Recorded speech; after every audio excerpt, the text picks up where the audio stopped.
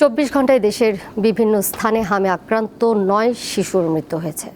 হাসপাতালগুলোতে বাড়ছে হাম আক্রান্ত রোগীর সংখ্যা। রাজশাহী মেডিকেল কলেজ হাসপাতালে 24 ঘন্টায় হামের উপসর্গ নিয়ে ভর্তি হয়েছে 25 জন। চিকিৎসাধীন অবস্থায় মারা গেছে 3 জন। এর মধ্যে চাঁপাইনবাবগঞ্জে 2 জন ও নাটোরে 1 জন।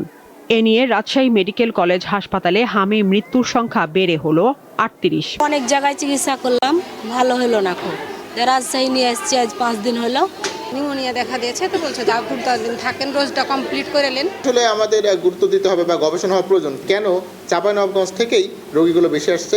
শুধু চাঁপাইনবাবগঞ্জই নয়, আমাদের রাজশাহী বিভাগের বাইরে খুলনা বিভাগের কুষ্টিয়া, মেহেরপুর থেকেও কিন্তু রোগী আমরা পাচ্ছি। কুষ্টিয়ায় হামের উপসর্গ নিয়ে হাসপাতালে ভর্তি 3 শিশুর মৃত্যু হয়েছে।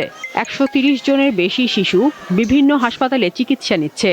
সিভিল সার্জন জানিয়েছে, জেলায় সব হাসপাতালে আলাদা হাম আইসোলেশন কর্নার খোলা হয়েছে।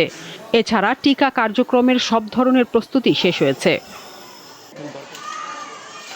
24 ঘন্টায় ময়মনসিংহ মেডিকেল কলেজ হাসপাতালে হামের উপসর্গ নিয়ে আরও 24 শিশু ভর্তি হয়েছে। একই সময় সুস্থ হয়ে বাড়ি ফিরে গেছে 23 জন। এখন দরকার হচ্ছে পাবলিক কনসাসনেস। আর যদি কারো ফিভার উইথ র্যাশ মানে জ্বরের সাথে ফুসকুড়ি হয়, শরীরে লাল লাল লালচে দানা হয়, তারা আইসোলেট হয়ে যাবে প্রথমে।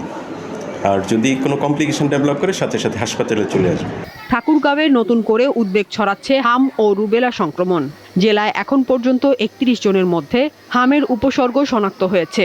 এর মধ্যে ল্যাবরেটরি পরীক্ষায় 2 জনের হাম এবং 2 জনের রুবেলা শনাক্ত হয়েছে।